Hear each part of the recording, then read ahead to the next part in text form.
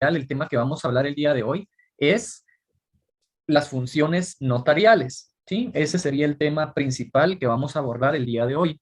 Pero para poder hablar precisamente sobre las funciones notariales, debemos de empezar agotando lo que es la fe pública notarial. La fe pública notarial es un tema que ya hemos hablado, no a profundidad, pero sí ya hemos visto, ya nos hemos familiarizado un poquito con la fe pública notarial, ¿verdad? ¿Por qué razón? Porque es una de las características del derecho notarial, porque el notario, para poder ejercer la profesión de notario, necesita esa investidura otorgada por el Estado, ¿sí? Es el Estado, en este caso el Estado de Guatemala, a través del organismo judicial que ejerce esa función de investir al notario de acuerdo a la juramentación realizada por la Corte Suprema de Justicia. Este es un acto solemne, no es una graduación, sino que es una juramentación. La graduación esa la va a tener usted en la universidad al momento de culminar su carrera de los 5 años, de haber ganado sus exámenes técnico-profesionales, de haber cumplido con el requisito de la tesis. Ya en ese momento, pues usted va a ostentar lo que son los títulos de licenciado en ciencias jurídicas, abogado y notario. Pero entendamos algo muy bien, que al momento de tener usted los títulos que lo acreditan como abogado y notario, usted no puede ejercer todavía la profesión o ambas profesiones. ¿Por qué razón? Porque necesita usted colegiarse. Esto de acuerdo a la ley de colegiación obligatoria, ¿sí? Ese sería uno de los, por así decirlo, otro proceso independiente a la universidad para que usted pueda básicamente ejercer la profesión. Más sin embargo, para la profesión de notario, necesita usted estar investido de esa fe pública que le otorga el Estado, que le va a delegar, que lo va a investir a usted de esa fe pública. Pregunto abiertamente, ¿quién nos pudiera explicar de forma breve qué es la fe pública notarial? ¿En qué consiste la fe pública? ¿Alguien que nos levante la mano y que nos comparta? Sí, gracias, María de los Ángeles. Es la potestad que nos da el Estado para ejercer el derecho notarial. Sí, podríamos resumirlo de esta manera. Siendo muy puntual, pues es una investidura en la cual el Estado le otorga al notario la fe pública. ¿Para qué? Para poder hacer constar hechos que presencie y poder autorizar documentos notariales, básicamente. También es un principio, si mal no recuerdo, teníamos dentro de la serie de principios en derecho notarial, teníamos el principio de fe pública, ¿sí? No sé si se acordarán que habíamos hablado de la fe pública, pero como un principio, ¿sí? Pero volvemos a caer básicamente a lo mismo, ¿verdad? De que en esencia el Estado debe de otorgarle al notario la fe pública para que éste pueda actuar. Al momento de juramentarlo a usted, inmediatamente al salir de ese acto solemne, usted ya es investido de fe pública, por lo tanto, ya puede usted ejercer el notariado. Veamos entonces la próxima diapositiva.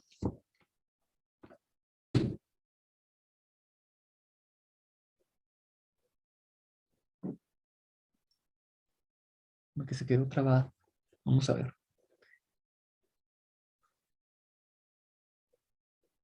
Bueno, tenemos acá ya entrando directamente a lo que es la función notarial. La función notarial es bastante sencilla de poderla entender, ¿sí? La función notarial es la actividad del notario, llamada o conocida también como el quehacer notarial.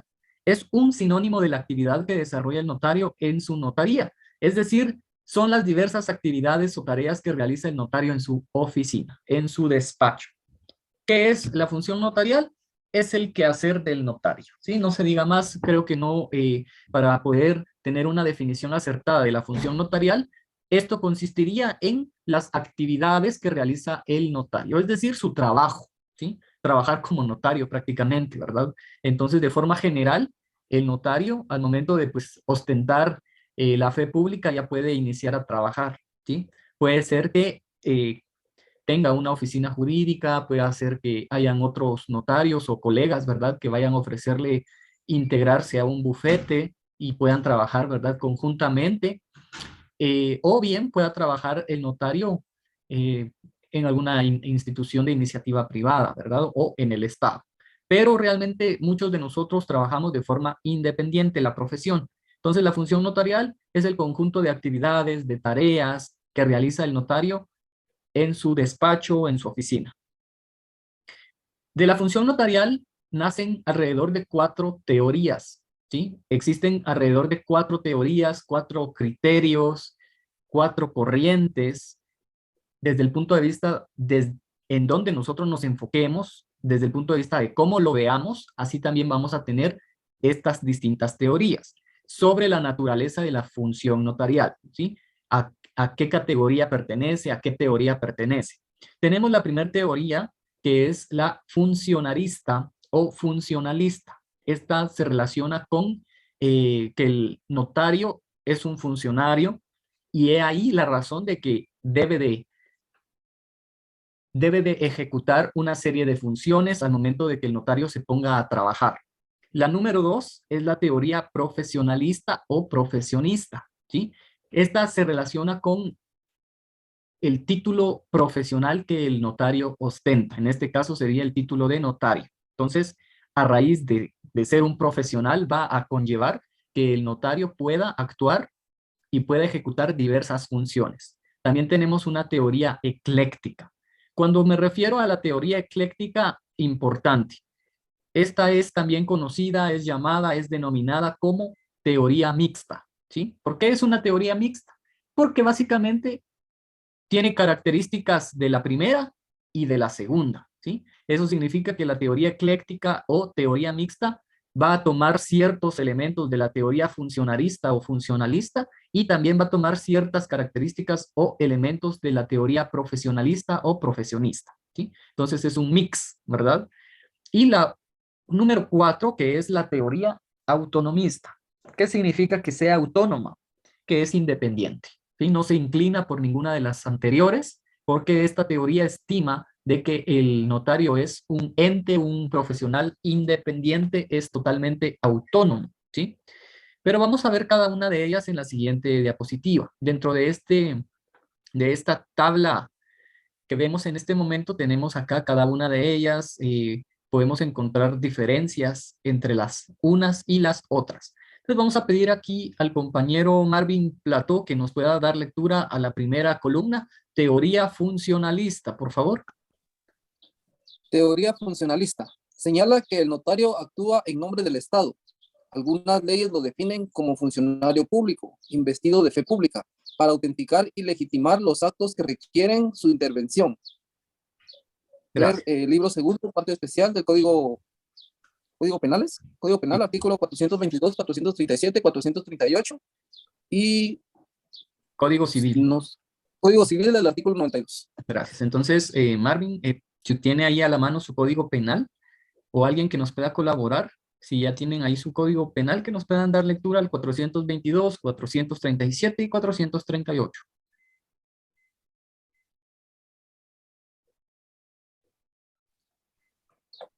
Artículo 422 del Código Penal. Revelación de secretos.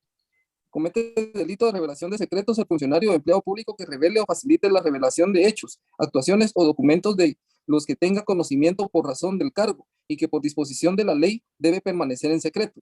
El responsable de este delito será sancionado con prisión de 1 a 3 años y multa de 5,000 a 20,000 quetzales e inhabilitación especial. Gracias. Le pregunto entonces, de acuerdo a la lectura, artículo 422, ahí tenemos un tipo penal, revelación de secreto. Pero se acordarán ustedes que habíamos hablado dentro de los principios que operan o fundamentan el derecho notarial, tenemos al principio de publicidad. Entonces, le pregunto yo a Marvin, si tenemos como base ese principio de publicidad, ¿creería usted conveniente que un notario divulgue el contenido de un testamento? No, no, porque ahí incurriría en este delito que acabamos de mencionar. El principio de publicidad, si bien es cierto, es Es precisamente eso. Un principio se refiere a que cualquiera puede tener acceso a determinada información, pero en este caso de un testamento es un documento privado y, y no puede hacerse público. Incluso al momento de hacer el testamento queda en poder del notario y queda completamente sellado hasta el momento que se debe de leer. Muy bien, gracias. Efectivamente, encontramos que existe ahí una norma que prohíbe, ¿verdad?, revelar el contenido, y eso precisamente lo tenemos nosotros tanto en el Código Civil como en el Código de Notariado, ¿sí? Y obviamente también existen diferentes tipos de testamento, ¿sí? En algunos se requiere, por ejemplo, el testamento abierto, tenemos testamento cerrado, ¿verdad? En el testamento abierto se necesitan testigos, y así sucesivamente. Pero sí existe ahí prohibición en cuanto a revelar el contenido, toda vez de que en este caso el funcionario público podría incurrir en el delito que se configura en el artículo 422 del Código Penal. Leamos entonces también el 437 y el 438. Artículo 437. Responsabilidad del funcionario. El funcionario o ministro de culto debidamente autorizado que autorice un matrimonio a sabiendas de la existencia de un impedimento que cause su nulidad absoluta será sancionado con prisión de 2 a 6 años e inhabilitado especial por el término que el tribunal fije, el que no podrá exceder de 6 años. Si el funcionario o ministro de culto hubiese obrado culposamente, será sancionado solamente con multa de 200 quetzales. Artículo 438. Inobservancia de formalidades. El funcionario o ministro de culto debidamente autorizado que procediere a la celebración de un matrimonio sin haber observado las formalidades exigidas por la ley, aunque no produzca nulidad, será sancionado con multa de 200 a 1000 quetzales. Gracias. Entonces pregunto yo, ¿será que en Guatemala se aplica la teoría funcionalista? Es una pregunta abierta. Si usted quiere hacer comentario o alguna intervención para dar respuesta, pues damos el espacio para que usted pueda levantar su mano y le damos el tiempo. Pregunto, ¿en Guatemala entonces será que se aplica la teoría funcionalista?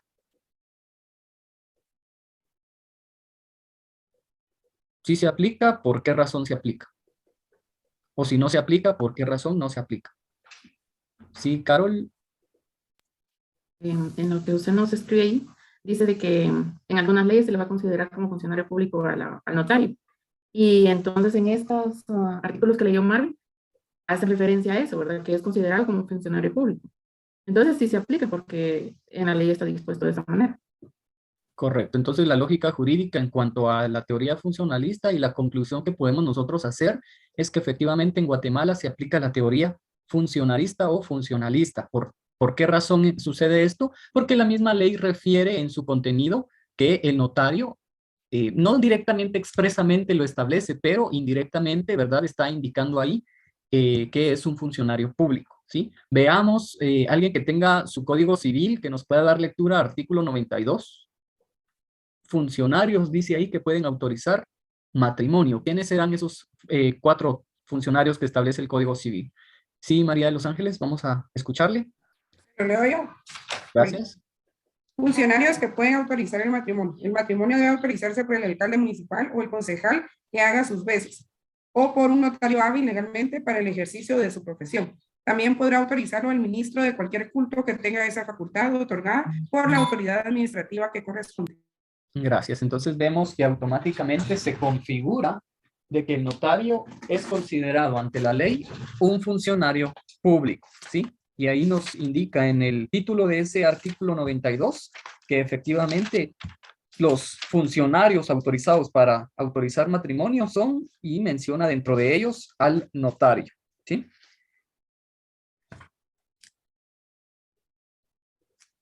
Muy bien, entonces vamos a pasar acá a la segunda, que sería la teoría profesionalista. Voy a pedir al compañero Virgilio Ibarra que nos pueda dar lectura, por favor.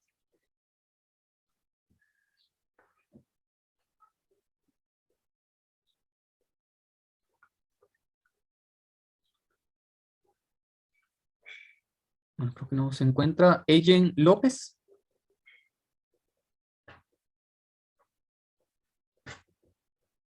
Perdón, licenciado. ¿Puede dar lectura a la segunda columna, teoría profesionalista, por favor?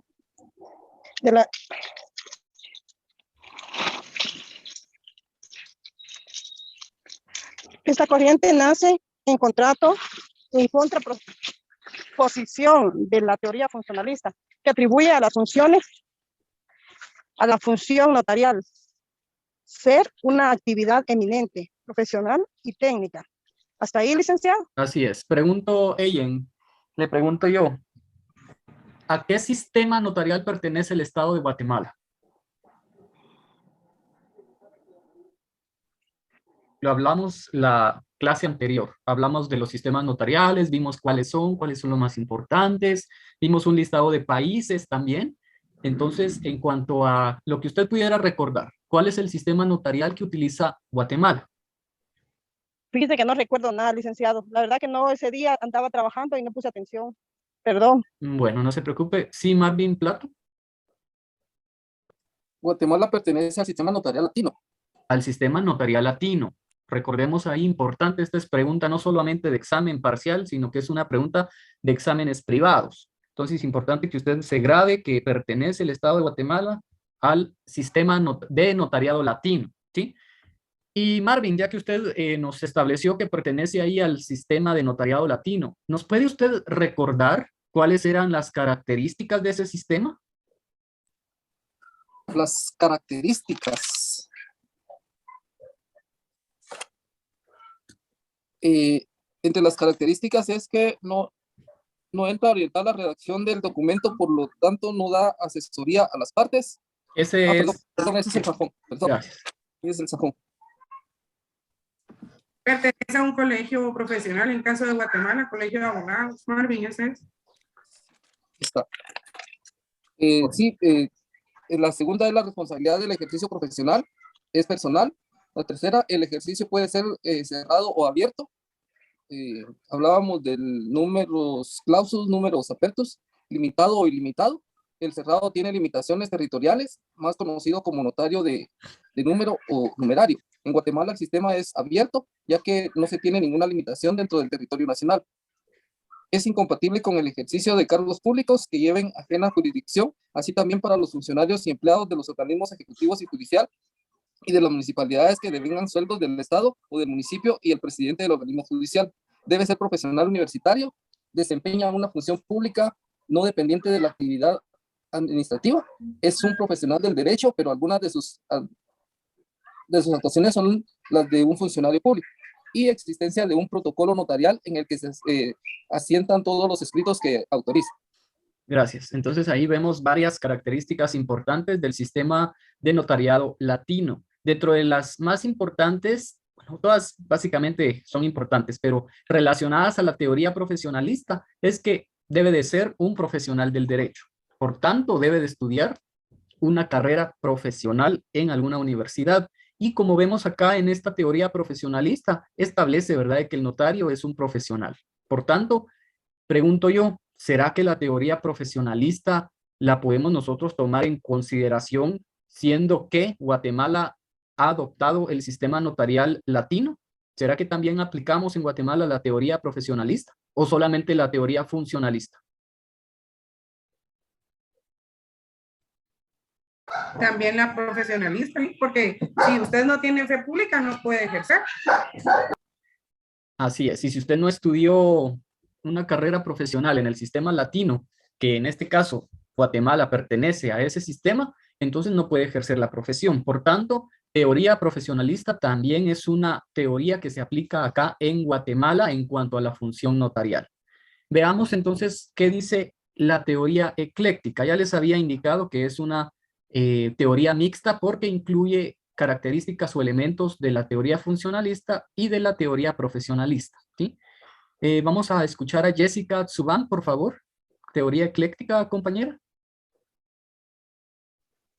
Teoría ecléctica. Esta teoría es la que más se adapta al caso de Guatemala, ya que se acepta que el notario ejerce una función pública sui generis, porque es independiente, no está enrolado en la administración pública, no devenga sueldo del Estado, pero la veracidad, legalidad y autenticidad que otorga los actos que autoriza tiene un respaldo del Estado. Artículo 2 de la Constitución Política de la República de Guatemala.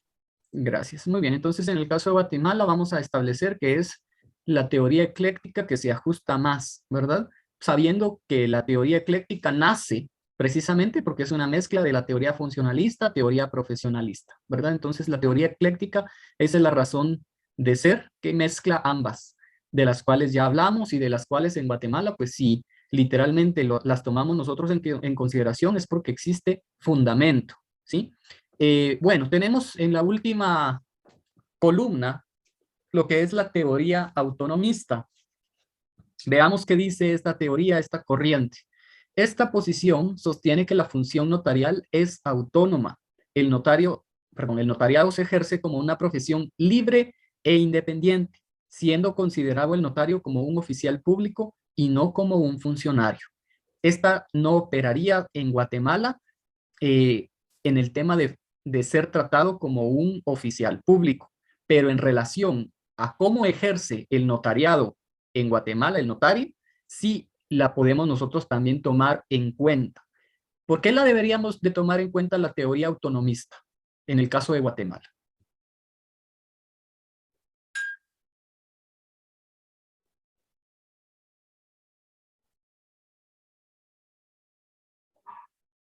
¿Por qué razón pensarían ustedes que en Guatemala también es válida la teoría autonomista? Tal vez no en un 100%, pero en un 50%. Buenas tardes, Lick. Mucho gusto. Tardes, compañeros. Lick, mi opinión sería una porque es autónoma y la otra es porque es una profesión libre e independiente, ¿verdad? El abogado no necesariamente va a depender de una empresa, sino que él puede ejercer la profesión media vez esté titulado. Es la opinión. Sí, así es. Efectivamente, como usted lo acaba de indicar, compañero Mauro, así es. ¿Por qué razón se puede tomar en consideración la teoría autonomista en el caso de Guatemala? Porque el notario no va a poder, no va a tener que pedir permiso, ¿verdad? De poner su oficina, sino que media vez el notario tenga su título, ha sido juramentado previamente, ha agotado todos los requisitos para poder empezar a trabajar como notario, ¿verdad? La apertura de protocolo, pagó su derecho a cartular, fue a SAT, está registrado en SAT, fue a comprar sus especies fiscales, todo está en orden con el notario, entonces puede ya empezar a trabajar, ¿sí? Puede poner su oficina en su propia casa, puede buscar un local para alquilar, lo puede poner en su vecindario, en su colonia, ¿verdad? Y ya él decide cuándo trabaja y cuándo no, ¿verdad? Él toma sus descansos cuando él los necesita, no porque alguien se los vaya a imponer, pero así también de esa misma manera va a generar honorarios, ¿verdad? ¿Por qué? Porque no está contratado directamente por el Estado. Más sin embargo, el Estado tiene mucha influencia por obvias razones. Esas razones ya las explicamos, ¿verdad? Ya explicamos que la fe pública es una de ellas, el protocolo es otra y así sucesivamente. Entonces, creo haber agotado ahorita en este momento las teorías. No sé si hay alguna duda respecto a las teorías que hablábamos. Así podemos aprovechar los 3 minutos que todavía tenemos dentro de esta sesión. Licenciado, quiere decir entonces que si se adopta la teoría autonomista, si bien es cierto, el notario actúa de forma independiente, siempre va a tener responsabilidad ante el Estado de todo lo que él realice en relación a su profesión. Correcto, así es. Y yo creo que no solamente es enfocada directamente al notario, sino que todas las profesiones, todas y cada una de las profesiones tiene responsabilidad, pero la que más podríamos mencionar que tiene responsabilidad es la de el profesional abogado y notario. ¿Por qué? Porque tenemos nosotros, más adelante vamos a hablar sobre el régimen disciplinario que le compete al notario, a los notarios, ¿verdad? En este caso vamos a hablar de las sanciones, ¿verdad? Tenemos sanciones disciplinarias, tenemos diferentes tipos de responsabilidad también, la responsabilidad penal, la civil, la administrativa, etcétera, ¿verdad? Entonces sí, cualquier profesión en Guatemala pues tiene responsabilidad y la del notario no es la excepción, que también ahí tenemos nosotros responsabilidad. Sí, compañero Mauro, creo que también levantó su mano. Y solo con una consulta, ¿la teoría autonomista no tiene algún fundamento legal? ¿O siempre no es como duda, nomás? Disculpe. Viera que podríamos utilizar como fundamento legal, podríamos ocupar la ley, perdón, el código de ética profesional. Ahí menciona ciertas cuestiones relacionadas directamente al notario, ¿verdad? Pero un fundamento específico no, que yo le pudiera decir, mire, aquí la ley establece que el notario es autónomo, no tenemos. Más que todo, sí encontramos dentro del contexto del Código de Notariado algunos artículos que hacen referencia a que el notario siempre está sujeto, primero, ante la ley y segundo, ante el Estado, ¿verdad? Entonces, un fundamento directamente en teoría autonomista no podríamos tener, pero dentro del contexto de la lectura de las leyes, primero la Constitución, que es la base del ordenamiento jurídico, y ya luego nos vamos a las leyes ordinarias, en el caso de la ley decreto 314, que contiene el Código de Notariado, ¿sí? Entonces, creo que vamos a desconectarnos en este momento y nos volvemos a unir a la sesión para continuar abordando lo que son las funciones notariales, por favor. Tenemos entonces el encuadramiento de la actividad del notario. ¿Qué significa el encuadramiento de la actividad? Pues básicamente que el notario puede ejercer su profesión en distintas, por así decirlo, en distintas jornadas de trabajo, en distintos lugares de trabajo. Entonces, este es el encuadramiento de la actividad del notario. La actividad del notario la podemos encuadrar, número 1, en el ejercicio liberal de la profesión. Vamos a ver quién nos apoya aquí con la diapositiva. Al compañero Mario. Mario, no tengo su apellido. No sé si nos escucha. ¿Nos pueda colaborar con la diapositiva encuadramiento de la actividad del notario número 1, 2 y la 3, por favor?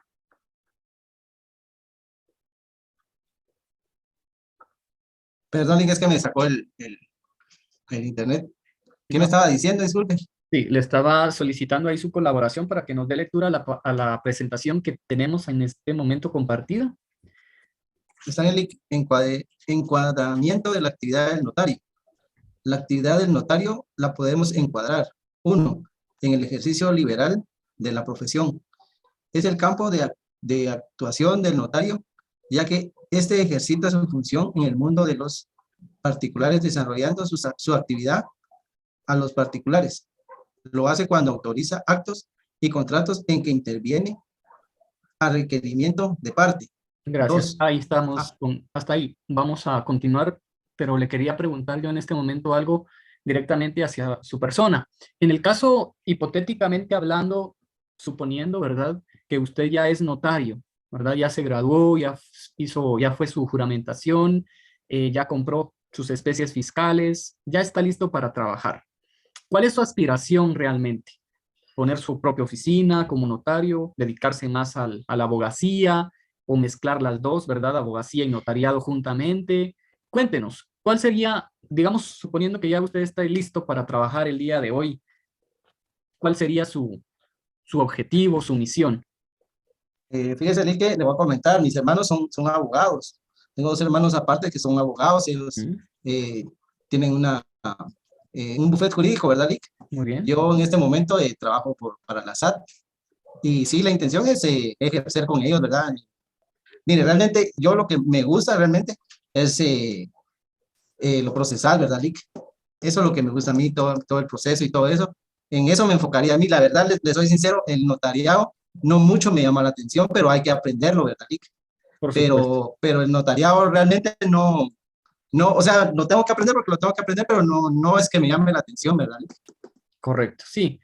Por una parte es muy válido su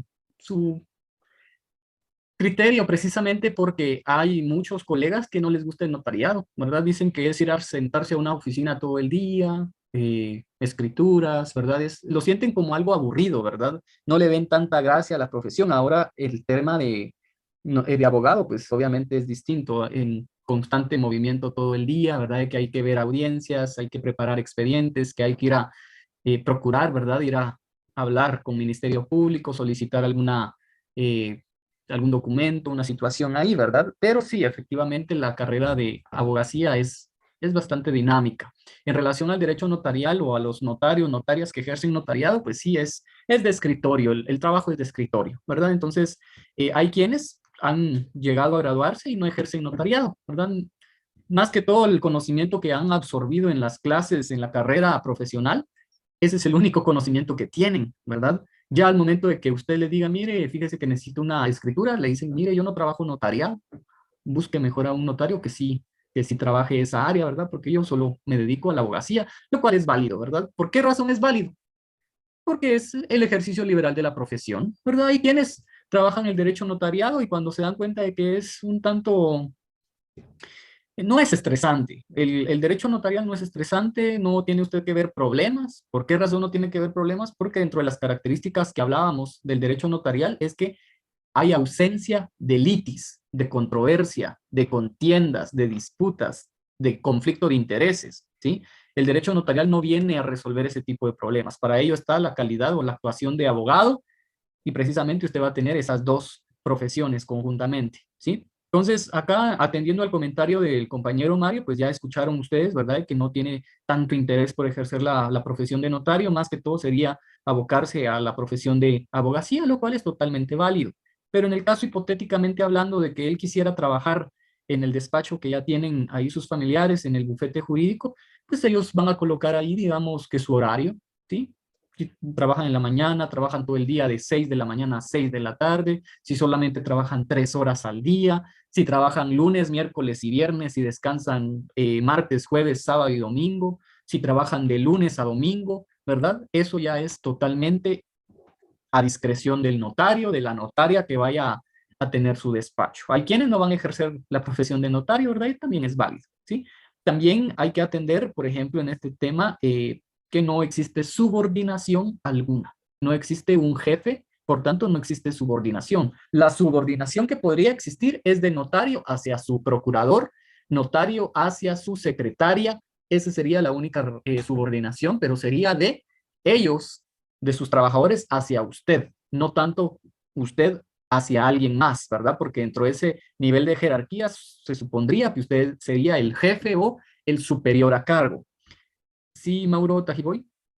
Y una consulta, y cuando los abogados trabajan para alguna firma, ahí sí existe la subordinación o siempre le da esa potestad de ser independiente al abogado. No, en este caso sí habría una subordinación directa, ¿verdad? Porque normalmente las empresas tienen un área legal, una unidad legal, ¿verdad? Entonces siempre hay un gerente, un director del área legal, ¿verdad? Entonces sí no puede existir ahí en términos de subordinación, siempre va a existir subordinación. Es más, ahí en las empresas, iniciativa privada y también en el Estado, que es lo que vamos a hablar más adelante, sí existe un horario, existe un contrato laboral, ¿verdad? Etcétera. Beneficios, desventajas, ventajas, ahí ya será su criterio el que pueda decidir si es una ventaja trabajar en una iniciativa privada, si no es favorable, etcétera, ¿verdad? Pero la profesión puede usted trabajar prácticamente en estas tres modalidades. La primera, pues ya la discutimos, ¿verdad? Existe esa libertad en la cual el notario puede trabajar abiertamente y no entregar o rendir cuentas a nadie, nada más que al Estado, ¿verdad? Pasamos a la segunda hablando precisamente del Estado. Retomamos la lectura, compañero Mario. ¿Cuál sería la número 2? Número 2, en la actividad del Estado, dice. Es cuando el notario actúa como asesor, consultor, cónsul, escribano de gobierno, desempeñando un cargo o un empleo público. Gracias. Aquí justamente estaríamos nosotros frente a funcionario público, ¿verdad? El notario aquí básicamente llenaría ese perfil de funcionario público, porque prácticamente va a trabajar para el Estado, ¿sí? En el caso de la primera, y se me olvidó mencionarlo, en el caso de la primera, que es en el libre ejercicio de la profesión, ¿para quiénes creerían ustedes que el notario trabaja en el ejercicio liberal de la profesión? En el libre ejercicio de la profesión usted le va a trabajar hacia vecinos, hacia conocidos, etcétera, ¿verdad? Entonces, y en la segunda, usted va a trabajar para el Estado y va a básicamente trabajar en esa posición para requerimientos de los administrados particulares, para los civiles, ¿verdad? Para los guatemaltecos en general, pero usted sería considerado desde ese punto de vista como un funcionario público. Dentro de la actividad del Estado, si usted trabaja dentro de esta modalidad, tiene que recordar que sí va a tener un jefe, ¿sí? Obviamente va a tener siempre a cargo a alguien más arriba que usted. ¿Por qué razón? ¿Quién es el jefe de la administración pública en general? Derecho administrativo. El presidente de la República. El presidente en funciones es el jefe de toda la administración pública. Por tanto, él es el jefe, ¿verdad? Entonces no podemos venir a mencionar que no tenemos jefe cuando sí existe un jefe. Tal vez no va a ser directamente jefe de su área, pero va a tener usted de ese grado de subordinación en la administración pública, usted va a estar subordinado, ¿sí? También en cuanto a la actividad del Estado, si usted llegara a trabajar dentro de esta modalidad, va a tener un contrato, ¿sí? Muy posiblemente vaya a tener un contrato, habría que ver los tipos de contrato, los renglones, puede ser un 011, un 029, dependiendo, ¿verdad? Puede usted trabajar para un ministerio, porque en los ministerios siempre existe una área legal, entonces habría que ver qué ministerio, ¿verdad? El Estado de Guatemala, no solamente el Ejecutivo, hablamos, ¿verdad?, de ministerios, también están las secretarías. Las secretarías son como 17, los ministerios, tenemos como 14 ministerios. Tenemos también a las municipalidades, ¿sí? Entonces puede ser que usted trabaje como un asesor dentro de la municipalidad, no lo sabemos, pero a lo que me refiero es que usted sí posiblemente vaya a tener un horario, un jefe, va a tener también lo que es el salario, ¿verdad? Un contrato. Entonces esas serían las características para poder trabajar dentro del Estado. Y vamos a continuar acá con la lectura, Mario. Tenemos la última. ¿Cuál sería la última? En forma mixta. Dice, el sistema establece que el notario puede ejercer la profesión a tiempo parcial y la otra parte del tiempo ejerciendo liberalmente la profesión, sin relación de dependencia. Artículo 5, numeral 2 del Código Notariado. Gracias. Pregunto, Mario, aprovechando que usted nos mencionaba ahí, compartiendo un poquito de su intimidad, mencionaba que usted labora para SAT. Sí, si no es mucha la indiscreción, ¿cuál es el horario que usted trabaja? De 8 a 4. 8 a 4. Eso significa que si en dado caso el compañero Mario quisiera laborar después de su hora de trabajo dentro de esta institución, puede ejercer el notariado. ¿Por qué? Porque no existe prohibición y también acá el horario lo permite, ¿verdad? Puede agendarle una cita a su cliente a las 4:30, otro a las 5, otro a las 6, y si quiere trabajar un poquito más para ganar un poquito más, a las 7, ¿verdad? Pero eso ya va a depender mucho de él, ¿verdad? Entonces, a eso me referiría yo dentro de esta modalidad mixta, ¿verdad? Siempre que no haya conflicto de horarios, usted podría ejercer el notariado, siempre y cuando también no exista prohibición, porque en el Código del Notariado establece, ¿verdad?, que hay quienes no pueden ejercer el notariado, ¿sí? Por ejemplo, los jueces. Este es un dilema, este es un dato muy interesante porque tenemos en el Código de Notariado que los jueces sí pueden ejercer el notariado, pero si nos vamos directamente a la ley del organismo judicial, encontramos una prohibición. Aquí encontraríamos lo que comúnmente se dice una contradicción entre las normas, ¿sí? Pero ese sería otro tema. A lo que voy es que sí, usted puede trabajar para el Estado y puede trabajar de forma libre. Sería de forma mixta, ¿sí? Creo que con esto no hay mucho que explicar, es bastante entendible el tema, pero vamos a pasar a otro tema más interesante todavía.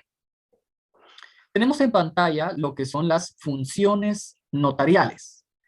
Estas son las funciones que el notario realiza en el ejercicio de su profesión. Vamos a minimizar acá porque si no... Ok, yo creo que aquí se ve mucho mejor. Permítame compartir ahorita.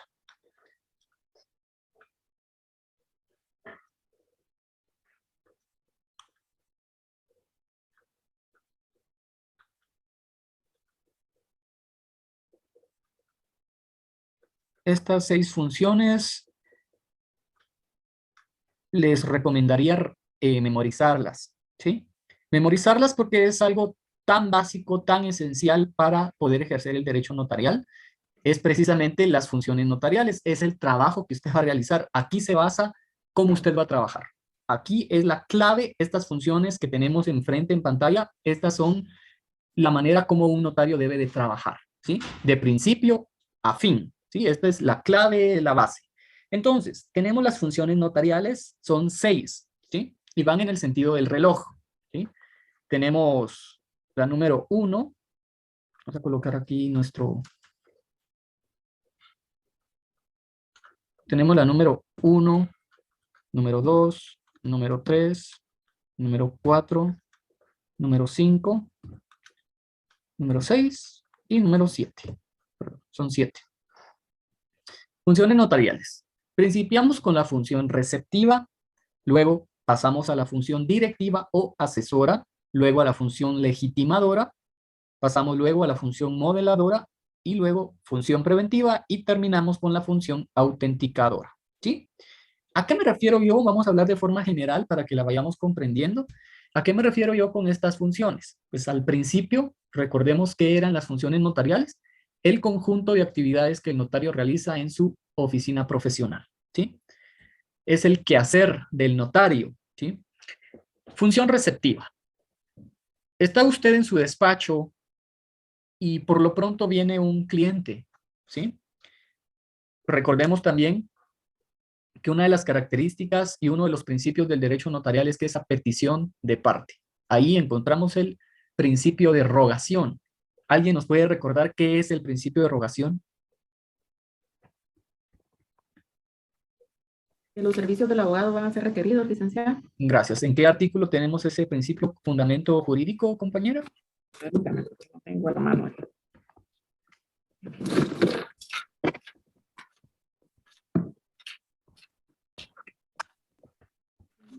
Mm.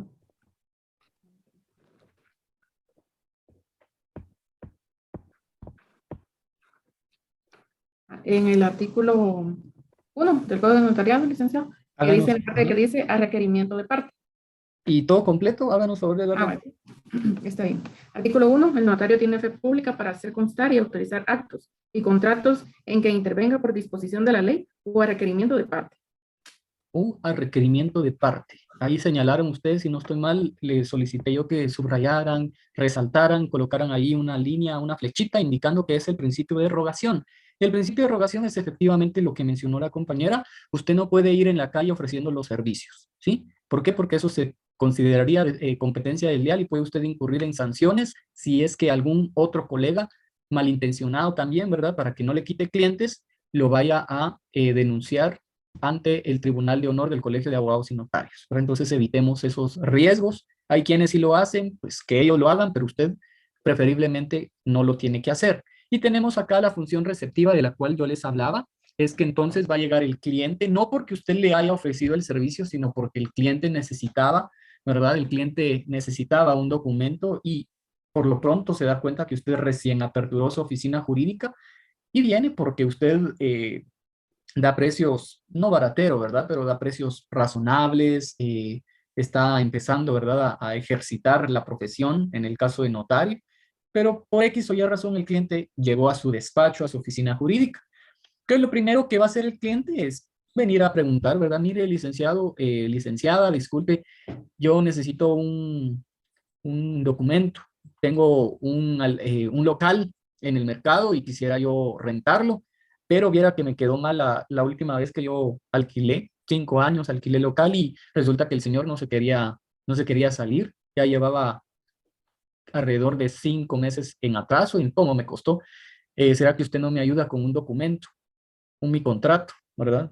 Muchas veces esa clase de personas, escúcheme bien, usted sabe que en Guatemala existe en un porcentaje en estadísticas, ¿verdad? Una gran mayoría de guatemaltecos que no han llegado a cursar primaria, básicos, diversificado, entonces van a encontrar en usted un profesional y precisamente de derecho, ¿verdad? Un especialista en ciencias jurídicas y sociales, pero el cliente no conoce eso. Entonces, al momento de que usted reciba a sus clientes, ponga mucha atención en poderlos tratar de una manera que ellos puedan entender lo que usted esté tratando de explicarles, ¿verdad? No se vaya tanto a lo técnico, a explicarle al cliente de una forma técnica, porque no está a su nivel, ¿verdad? Muy pocas veces va a encontrar a usted un cliente que es profesional, un médico, un arquitecto, un ingeniero, una psicóloga, ¿verdad? Pero son muy escasos. La gran mayoría para la cual usted va a trabajar es para gente común y corriente, ¿verdad? No por hacer, no por creerme superior o algo así, pero es gente sencilla, es gente humilde, es gente que no ha tenido oportunidades, más sin embargo, en su gran mayoría son comerciantes en el sector informal, ¿verdad? Entonces hay que tener mucha atención en eso. La función receptiva, usted va a estar prácticamente sentado en su despacho, ¿verdad? Recibe a su cliente, lo escucha y luego procede a hacerle preguntas. Mire, disculpe, señor Daniel, ¿y para cuánto tiempo usted considera alquilarlo? 6 meses, 3 meses, 1 año, ¿cuánto tiempo? ¿Sí? Entonces la función receptiva de primera instancia es escuchar y recibir la información del cliente. ¿Sí? Si usted en ese momento se percata de que el cliente tiene un problema legal, una contienda, un conflicto, un litigio, ahí no es momento del notario actuar. es del abogado, ¿verdad? Usted a través de la experiencia y de conformidad conforme avance sus materias va a poder identificar, ¿verdad? Ah, esto es para derecho y no solamente para, perdón, para abogados, sino que sería ya identificando qué materia es, ¿verdad? Si es niñez, si es familia, si es un problema civil, si es un problema penal, mercantil, administrativo, tributario, constitucional, derechos humanos, etcétera, ¿verdad? Pero la función receptiva es básicamente esa, escuchar al cliente, ponerle atención y luego procede usted a hacerle algunas interrogantes, ¿verdad? Mire, don Daniel, ¿y usted es el propietario? Ah, no, no, no, es que me mandaron a preguntar. Ah, muy bien. Mire, pues, fíjese que tiene que venir el propietario para que podamos nosotros empezar a redactar el documento, ¿verdad? Ahí, ¿qué está haciendo usted? Ya pasa a la número 2. Usted le está diciendo, mire, no puedo porque usted no es el propietario, tiene que venir el propietario. Ahí lo está dirigiendo o lo está asesorando, ¿verdad? Si el caso fuera de que don Daniel, el vendedor de, perdón, el que va a arrendar el local, si fuera el propietario, si en el caso de que esta persona fuera el propietario, usted lo asesora, ¿verdad? Le empieza a explicar, mire, don Daniel, para este tipo de contrato tenemos dos modalidades. Una, que es el contrato en documento privado con firmas notariales legalizadas, ¿sí? Y también le recomendaría el contrato en escritura pública. Beneficios de ambos y costos de ambos. El primero tiene un costo de tanto, el segundo tiene un costo de tanto. A mi criterio, el que más le pudiera tener usted certeza si en algún momento la persona, el inquilino, el arrendatario, no quisiera salirse y tiene mensualidades atrasadas, entonces sería el contrato en escritura pública, un contrato de arrendamiento, ¿sí? Es un poquito más caro que el primero, pero yo le recomendaría ese. Entonces usted ya lo está asesorando al cliente, ¿verdad? Y el cliente no va a saber de esto, pero usted sí. ¿Por qué? Porque usted es el profesional, usted es el especialista, en este caso, especialista en derecho notarial, ¿verdad? Luego, función legitimadora. ¿A qué nos referimos con esa función legitimadora? ¿Qué es legitimar? Para poder comprender la función legitimadora, esta básicamente se traduce en que usted como notario debe de calificar primero la actuación o la calidad con la que se actúa, ¿sí? Eso significa que usted debe de verificar primero de que don Daniel sea don Daniel. ¿Cómo va a legitimar que efectivamente don Daniel es don Daniel? ¿Qué es lo que le tiene que pedir? ¿Qué es lo que le tiene que preguntar?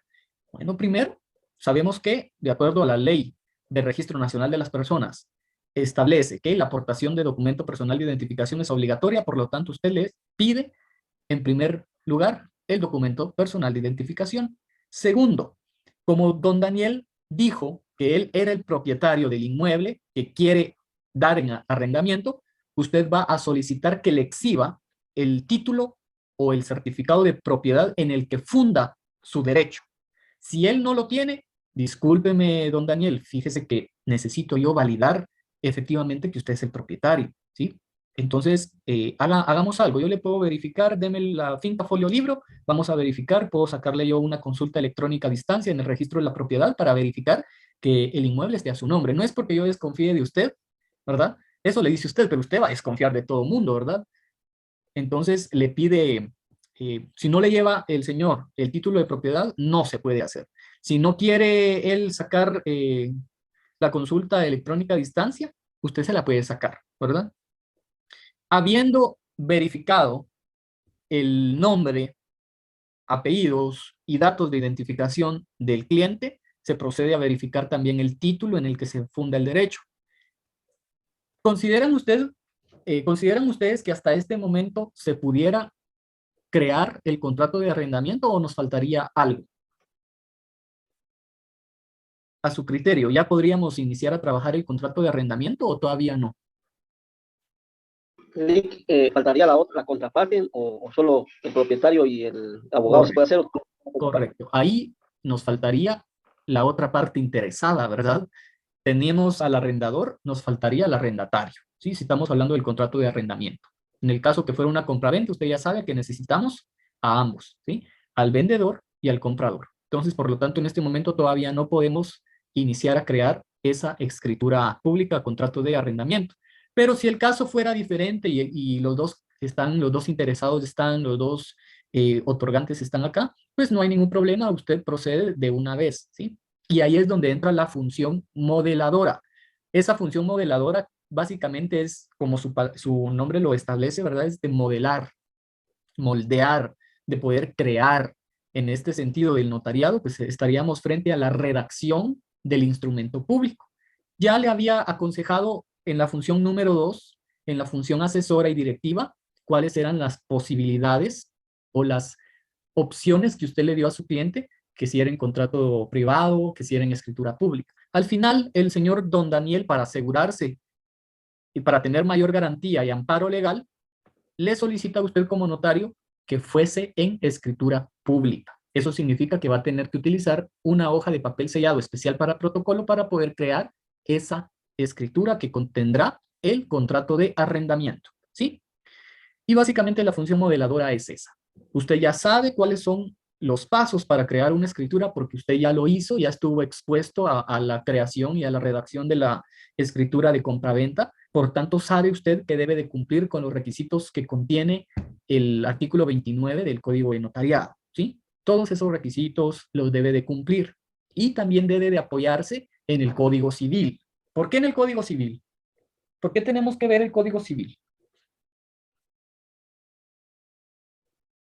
Para perder el tiempo, porque solo queremos consultar algo. ¿Por qué es necesario revisar el Código Civil antes de?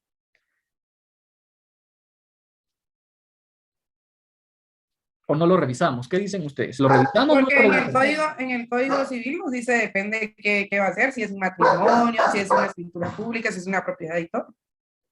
La respuesta es la siguiente. El Código Civil contiene 3 libros. El libro quinto se divide en 2 partes. La primera de las obligaciones y la segunda parte de los contratos. Contrato de arrendamiento es un contrato civil, por tanto debemos de consultar la norma, el Código Civil, Decreto Ley 106, para establecer si no hay algún otro requisito que sea necesario para poder crear la escritura. Código notariado solo nos establece la forma de cómo redactar, ¿sí? Pero no nos establece cuáles son los requisitos de ese contrato en particular. Es ahí la razón de por qué el derecho notarial se relaciona tanto con el Código Civil, perdón, con el derecho civil, ¿sí? Código de notariado y Código Civil parecieran casi que primos, porque usted los debe de consultar siempre, ¿sí? Es algo que yo les recomendaría hacer siempre, asegurarse, porque cada contrato tiene sus peculiaridades, sus características, sus requisitos. Entonces necesitamos, ahí sí que consultar siempre para poder llegar a crear una escritura pública que realmente cumpla con la certeza jurídica y la seguridad jurídica, ¿sí? Función preventiva. ¿Qué es la función preventiva o qué hace la función preventiva? Como su nombre lo establece, previene, prevenir de algo que en el futuro no sabemos si se va a llegar a cumplir, si no se va a llegar a cumplir. Entonces, la función preventiva no es más que hacerle ver a las partes que deben de cumplir con las obligaciones, con las cláusulas del contrato. De no ser así, podrá existir responsabilidad para aquella de las partes que no cumpla con las obligaciones estipuladas dentro del contrato, ¿sí? Les establece usted que no es un juego, que la firma que van a colocar, ellos mismos se están comprometiendo a hacer, no hacer, dejar de hacer, etc. Ahí entrarían las obligaciones de las cuales le hablaba yo, del libro quinto de la primera parte del Código Civil, que establece las obligaciones. ¿Qué tipo de clases de obligaciones tenemos? En el Código Civil está la respuesta, ¿sí? Pero usted como notario previene a las partes. Mire, don Daniel, entonces es importante que recordemos que el pago se va a hacer a cierto tiempo, va a ser a través de transferencia a su cuenta bancaria, los primeros 5 días de cada mes, la cantidad van a ser 3,000 quetzales por la renta, no están incluidos servicios básicos, entonces le hace saber a la otra parte, usted tiene que ser responsable en pagar esos servicios, el recibo de agua, luz que usted reciba en el local, se los pasa acá al señor Daniel para que él pueda estar seguro de que se están cumpliendo con esas obligaciones, las cuales están en la segunda cláusula del contrato, que usted es responsable sobre los gastos básicos, ¿verdad? De servicios básicos, internet también, etcétera, si va a ocupar el local para oficina, Todo eso lo menciona a ambas partes para que estén claras en ese sentido.